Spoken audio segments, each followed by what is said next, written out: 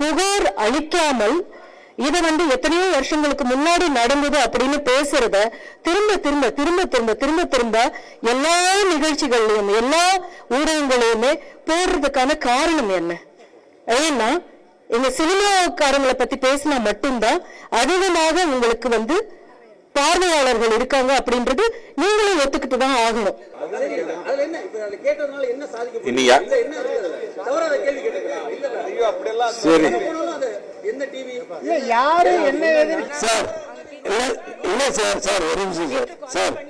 இப்போ நடிகர் சங்கம் சம்பந்தப்பட்ட பொதுக்குழு நடந்திருக்கு. இது சம்பந்தமான கேள்விகள் இருந்தா கேளுங்க. நான் இவர் கேட்கறதுக்கு நம்ம பேசணும்னா அது வேற வேற மாதிரி பேச வேண்டிய வரும். ஏன்னா நானே பாதிக்கப்பட்டவன் என்ன கம்ப்ளைண்ட் கொடுக்கணும். கம்ப்ளைண்ட் கொடுத்தா கண்டிப்பா யாரா இருந்தாலும் தண்டனை அது விதிக்கப்பட்டிருக்கு, அது கூறப்பட்டிருக்கு.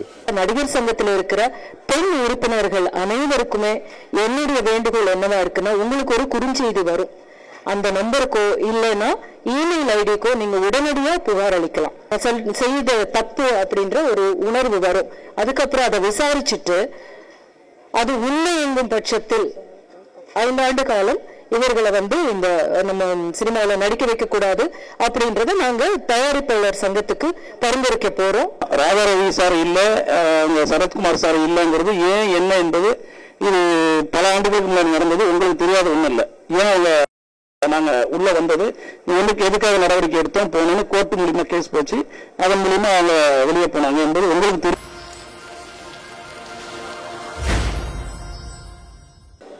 இன்னைக்கு தென்னிந்திய நடிகர் சங்கத்துடைய 68வது பொதுக்குழு மிக சிறப்பா நடந்துச்சு.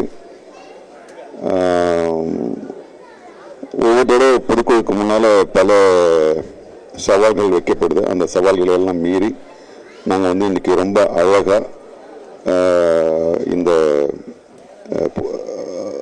பொதுக்குழுவை முடிச்சிருக்கோம்.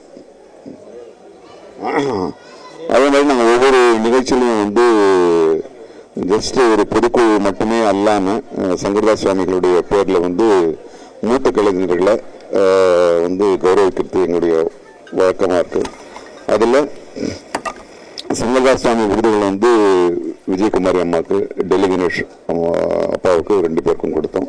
அது இல்லாமல் 10 நாடக கலைஞர்கள் சினிமாவில் ரொம்ப நாளாக சேவை பண்ணவங்களுக்கு கொடுத்துருக்கோம். ஸோ இது ஒரு மகிழ்ச்சியான ஒரு விழாவாக தான் நடந்து முடிஞ்சிருக்கு.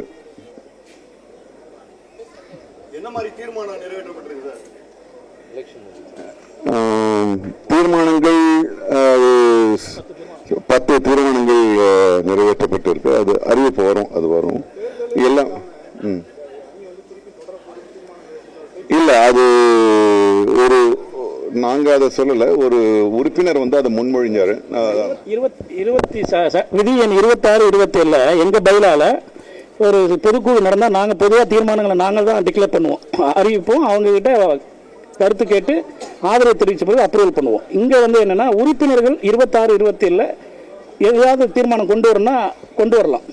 அந்த உறுப்பினர் கொண்டு பேசுனதுலயே எல்லாரும் ஆமோகமாக அதை நீங்க தகவல் கிடைச்சிருக்கும். அதுவே அதை ஏத்துக்கிட்டாங்க. அது இல்லாம தீர்மானத்தில் நாங்க கொண்டு வந்த தீர்மானத்தில் அதையும் சேர்த்து மொத்தம் 10 தீர்மானம். அந்த தீர்மானத்தையும் எல்லாரும் ஏத்துக்கிட்டாங்க. இது முன் உதாரணம் விஜயகாந்த் சார் இருக்கிறப்போ இதே மாதிரி 3 years எக்ஸ்டெண்ட் பண்ணியிருந்திருக்காங்க. எஸ், ஆமா, 3 வருஷத்துக்கு எக்ஸ்டென்ஷன். இது அப்படியே எதுவுமே இல்லையே. நீங்க கேளுங்க, வெளியில எல்லாம் சாப்பிட்டு இருக்காங்க, போய் கேளுங்க.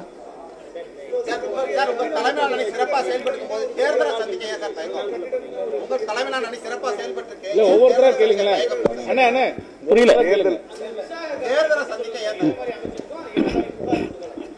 அது அந்த கமிட்டி முக்கியமா நடிகர் சங்கம் ஜஸ்ட் மேல் ஆர்டிஸ்ட் மட்டும் இல்லை, ஃபீமேல் ஆர்டிஸ்ட்க்கும் சேம் சரிசமம் தான். ஸோ நாங்கள் அந்த கமிட்டி ஃபார்ம் பண்ணது என்னன்னா, கம்ப்ளைண்ட் கொடுக்கணும். கம்ப்ளைண்ட் கொடுத்தா கண்டிப்பா யாரா இருந்தாலும் தண்டனை அது விதிக்கப்பட்டிருக்கு, அது கூறப்பட்டிருக்கு. ஸோ எங்களோட கோரிக்கை என்னன்னா, தயவு செஞ்சு வந்து ஏதாவது அந்த மாதிரி தவறான விஷயம் நடந்ததுன்னா தயவு செஞ்சு வந்து தைரியமா என் பின்னாடி நடிகர் சங்கம் இருக்குன்ற நம்பிக்கையில் தயவு செஞ்சு வந்து எங்ககிட்ட சொல்லுங்க. நாங்கள் வந்து நடவடிக்கை இமீடியட்டாக எடுப்போம். ஸோ சொல்ற வரைக்கும் தான் எங்களுக்கு தெரியும், சொல்லனா எங்களுக்கு தெரியாது. ஸோ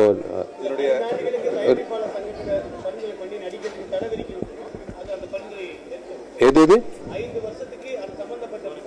ஆமா அது ரோஹிணி மேடம் தலைமையில் அவங்க தான் சேர்பர்சனு.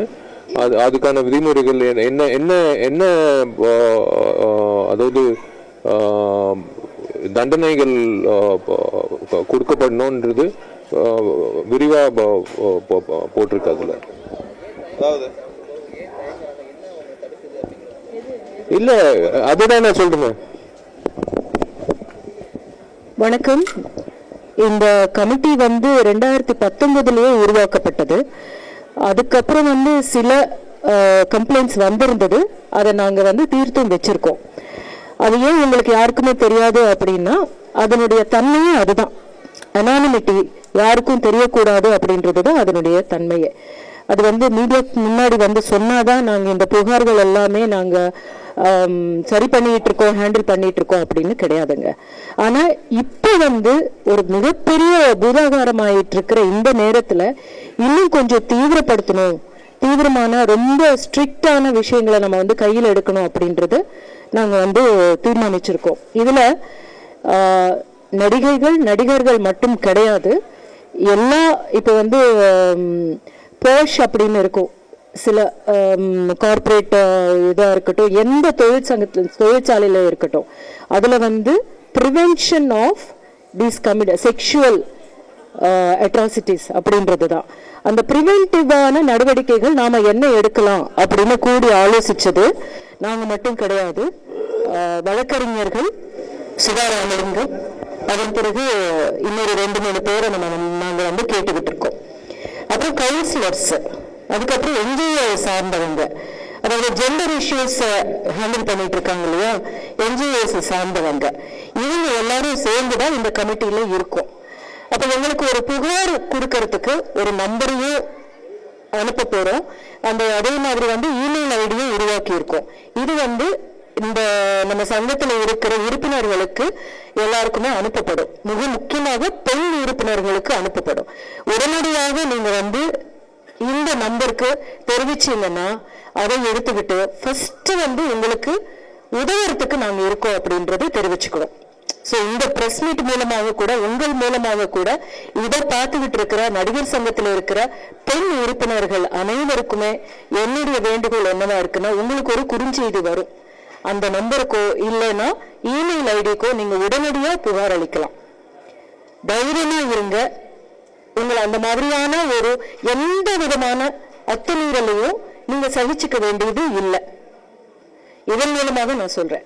அதுக்கப்புறம் இது ஆக்ஷன் எப்படி எடுக்க போறோம் அப்படின்றது வந்து நாங்க அந்த ஒரு தீர்மானங்கள்ல நீங்க உங்களுக்கு ஏற்கனவே சொல்லியிருக்கோம். முதல்ல வந்து எங்க சங்கத்தின் சார்பாக ஒருத்தர் போன் பண்ணி பேசி இப்படியான ஒரு புகார் உங்க மேல வந்திருக்குங்க அப்படின்னு நம்ம பேசும்போது அவங்களுக்குள்ள ஒரு அப்ப நம்ம செய்த தப்பு அப்படின்ற ஒரு உணர்வு வரும். அதுக்கப்புறம் அதை விசாரிச்சுட்டு அது உண்மை எங்கும் பட்சத்தில் 5 ஆண்டு காலம் இவர்களை வந்து இந்த நம்ம சினிமாவில் நடிக்க வைக்க கூடாது அப்படின்றத நாங்க தயாரிப்பாளர் சங்கத்துக்கு பரிந்துரைக்க போறோம், கேட்டுக்க போறோம். ஆனா சங்கம் எங்க பின்னாடி இருக்கு அப்படின்னு எல்லா பெண் நடிகர்களுக்கும் நாங்க இங்க இதன் மூலமா சொல்லிட்டு இருக்கோம். நீங்க பயப்படாம, எதுக்குமே நீங்க பயப்பட தேவையில்லை. உடனடியா புகார் அளிச்சீங்கன்னா ஆக்ஷன் எடுக்கப்படும்.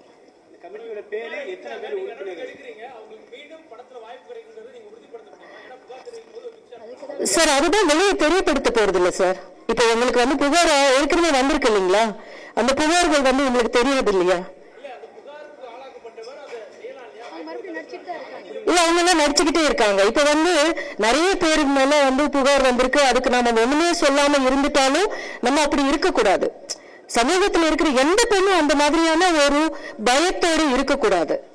அப்படின்றதுதான். சோ நம்ம என்ன செய்யறோம்னா அவங்க எல்லாம் நடிச்சுக்கிட்டே இருக்காங்க, புகார் அளிச்சிருக்காங்க, நம்ம வந்து ஒரு நடவடிக்கை எடுத்திருக்கோம், அவங்களுக்கு வந்து எல்லாம் சொல்லியிருக்கோம். அந்த பேரு சொல்லணுமான்னு தெரியல, வேண்டாம் பேர் சொல்ல வேண்டாம் இப்போ. அப்ப அதனால வந்து அவங்க நடிக்காம இருந்ததே கிடையாது. அதனால அதை சொல்லி பயமுறுத்த வேண்டாம் அப்படின்றத நம்மளும் சொல்ல வேண்டாம் இல்லையா?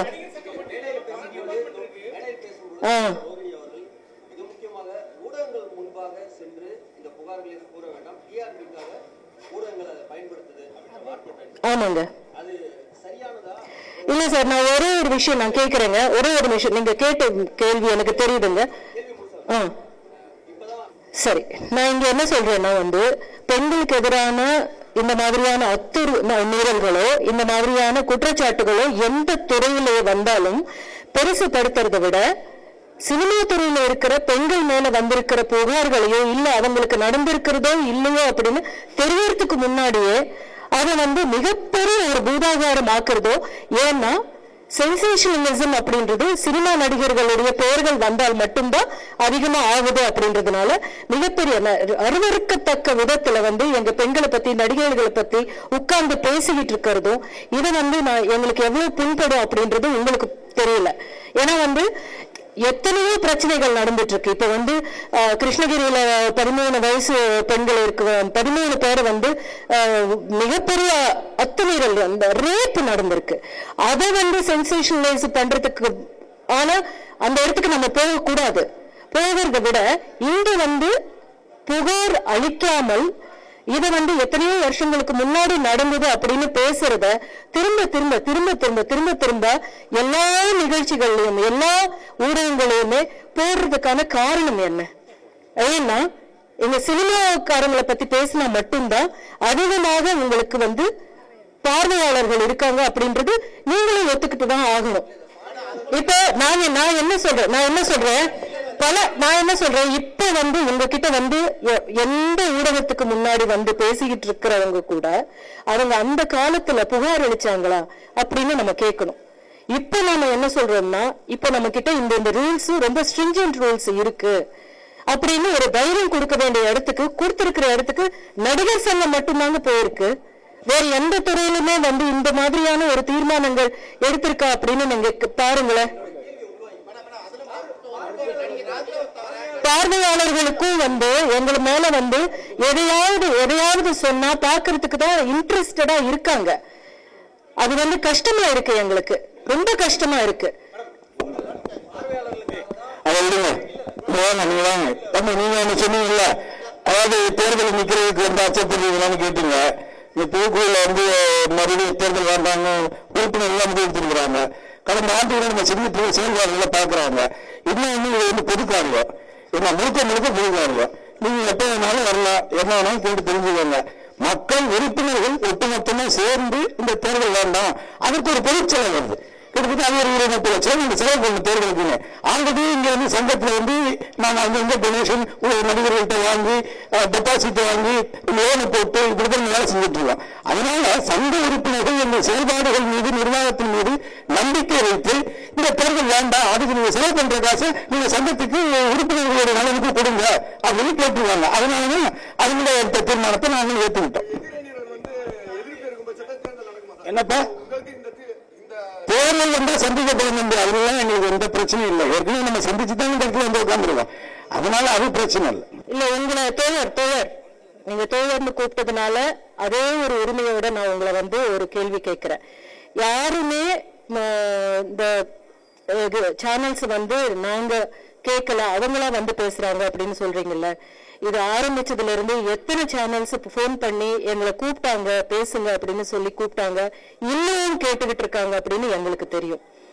அது ஒண்ணு.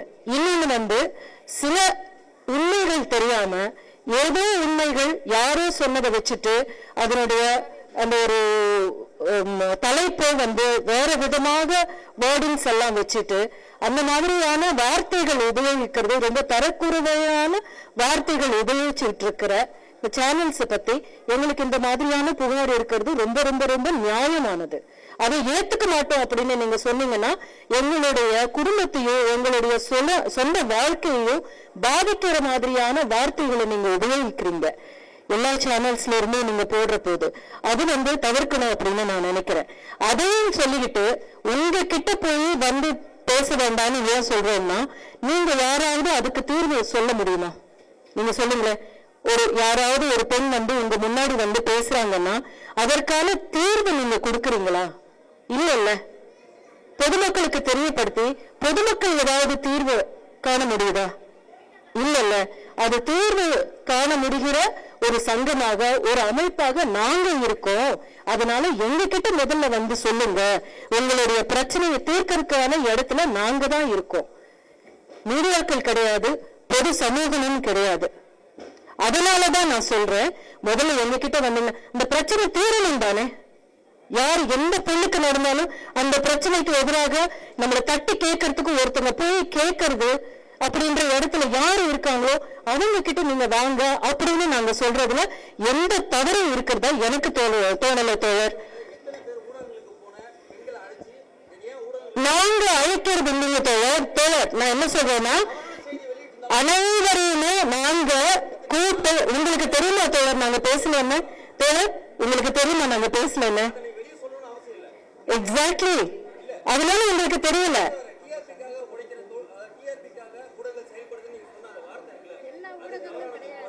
எல்லா ஊடகங்களும் கிடையாதுங்க. ஆனா நிறைய பேர் இப்படி தரக்குறைவா பேசிக்கிட்டு இருக்காங்க அப்படின்றது சொல்லுங்க. சார் சார் இல்ல சார் சார் ஒரு நிமிஷம் சார் சார் இப்போ நடிகர் சங்கம் சம்பந்தப்பட்ட பொதுக்குழு நடந்திருக்கு. இது சம்பந்தமான எல்லா கேள்விகள் இருந்தா கேளுங்க.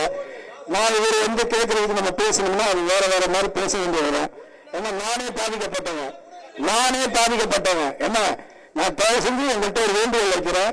இந்த நோக்கம் பொதுக்குழு நடந்திருக்கு. பொதுக்குழு சம்பந்தமான நியாயமான கேள்விகளை கேளுங்க. அதான் எல்லாருக்கும் நல்லது.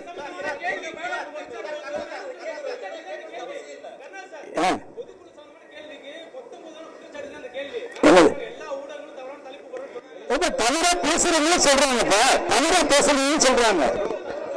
ஓகே, ஒரு சில ஊடகங்கள் தவறான தலைப்புகள் போடுறதோ தேவையில்லாத விஷயங்கள் பேசுறதும் எங்களுக்கு ரொம்ப கஷ்டமா இருக்கு. ஓகேங்களா? எல்லா ஊடகங்களும் கிடையாது, ஒரு சில ஊடகங்கள். கண்டிப்பா தோழர், நீங்க இவ்வளவு கோவப்படுறீங்க? கண்டிப்பா அதான் சொல்லிட்டாங்கல்ல தம்பி தம்பி தம்பி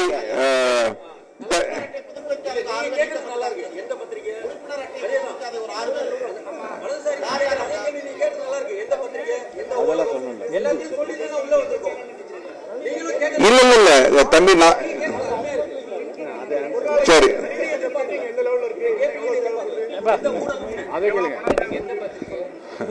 பில்டிங் போயிட்டு இருக்கு, நல்லபடியா போயிட்டு இருக்கு. இல்லங்க கேட்கலங்க. நன்றி.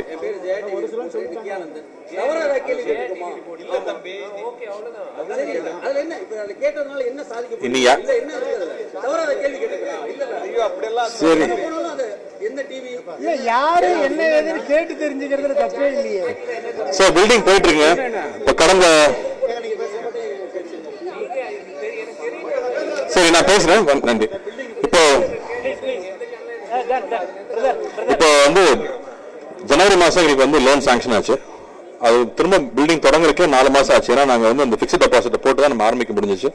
ஏப்ரல் மேல இருந்து தான் நாங்க பில்டிங் ஸ்டார்ட் பண்ணி போயிட்டு இருக்கோம். இப்போ 5 வருஷம் தாமதமானதுனால பழைய இன்ஜினியர்ஸ், பழைய ஸ்ட்ரக்சரல் இன்ஜினியர், ஆர்கிடெக்ட்ல இருந்து எல்லாருமே கொண்டு வரது பெரும் பாடா இருந்துச்சு. ஸோ அதெல்லாம் பேசி சில பேர் வந்திருக்காங்க, சில பேர் வரல. அப்படிங்கிறப்ப புது ஆட்களை நியமிச்சு இப்போ பேங்க் உள்ள வந்துட்டதால பேங்க் சட்ட விதிகளுக்கு ஏற்ற மாதிரி கணக்கு வழக்குகள் பார்க்கணும். அந்த எல்லா விஷயங்களும் சரி செஞ்சு இப்போ கடந்த 3 மாசமா ஃபாஸ்டா போயிட்டு இருக்கு. நவம்பர் டிசம்பர் மழைக்கு முன்னாடி வெளி கட்டமைப்பை முடிச்சிடணுங்கிறதா இப்ப திட்டமா இருக்கு. ஸோ அதுக்கான வேலைகள் ஃபாஸ்டா போயிட்டு இருக்கு. அவங்க கொடுத்துருக்க டேட் மார்ச்க்குள்ள முடிச்சிடுவோம்னு சொல்லியிருக்காங்க. ஸோ அதுக்கான எவ்வளவுக்குள்ள செலவு குறைக்க முடியும், எவ்வளவுக்குள்ள வேகமா முடிக்க முடியுமோ அதுக்கு தேவையான எல்லா முடிவுகளும் எடுத்துட்டு இருக்கோம்.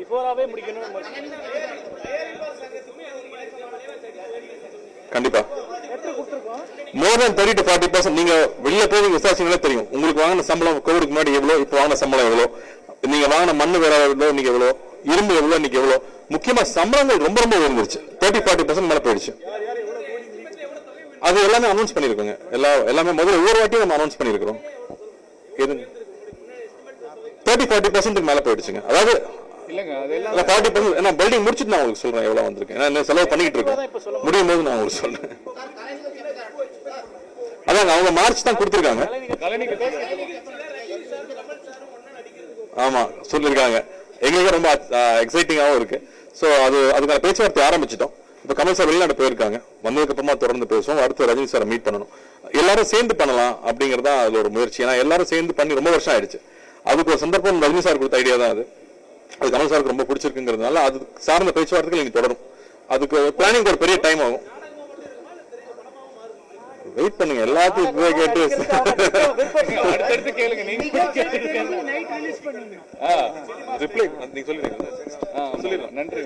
அதாவது ப்ரொடியூசர் கவுன்சில் வந்து நமக்கு ஒரு 10 குறிப்புகள் 10 டிமாண்ட்ஸ் கொடுத்திருந்தாங்க. அதுக்கு நம்ம வந்து ஆர்டிஸ்ட் கலந்துரையாடி ஒரு 37 பாயிண்ட்ஸ் அவங்க வச்ச டிமாண்ட்ஸ் ஒன்று இருக்கு. நடிகர்களுக்கு தேவைப்பாளர் மேல சில குறைகள் இருக்கு, சரி பண்ணிக்க வேண்டிய விஷயங்கள் இருக்கு. அதெல்லாம் சேர்த்து ஒரு 37 பாயிண்ட்ஸ் அவங்க திருப்பி ரிப்ளையா கொடுத்திருக்கோம். தனுஷ் சம்பந்தப்பட்ட ஒரு பிரச்சனை பேசியிருந்தாங்க, அதுக்கும் 2 பிரச்சனைக்கும் தீர்வை கொடுத்துட்டோம். சோ இனி வந்து எங்க சைட்ல இருந்து எல்லாத்தையும் நாங்க அவங்களுக்கு ஹேண்ட் ஓவர் பண்ணியாச்சு. இனி அவங்க தான் சீக்கிரமா முடிவெடுத்து தொழிலாளர்களுக்கு யாருக்கு எந்த பாதிப்பு இல்லாம தொழில வந்து அலோவ் பண்ணணும். இன்னைக்கோ நாளைக்கோ மீட்டிங் போடுறாங்க, டிஸ்கஸ்ல நாங்க ஸ்மூத்தா முடிச்சுப்போம். நீ அங்க போயிட்ட சரி சொல்லு.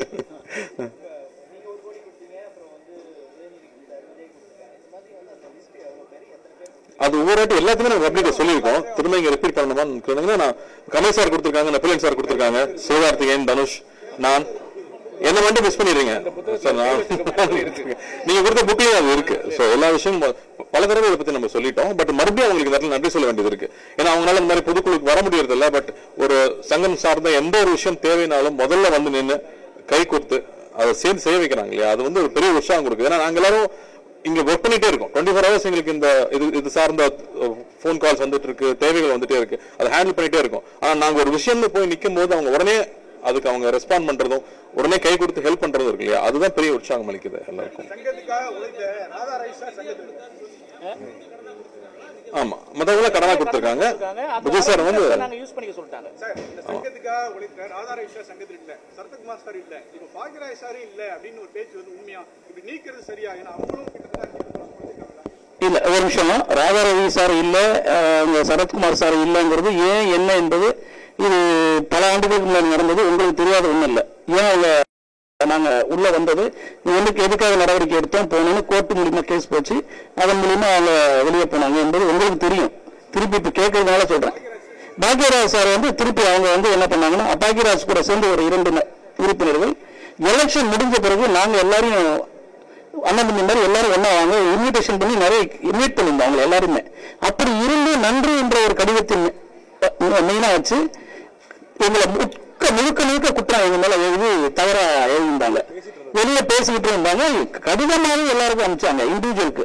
சோ அதன்படி இதே சட்டத்தை உருவாக்குனது ராதாரவி தான், அந்த பைலாவை உருவாக்குனது ராதாரவி சரத்குமார் தான். அந்த சட்டத்தில் தான் இப்படி பேசினா நடவடிக்கை எடுக்கலாம்னு அந்த சட்டத்தை தான் சொல்லுது. அந்த சட்டத்தை தான் நாங்கள் நடவடிக்கை எடுத்தோம், வேற ஒன்றும் இல்லை.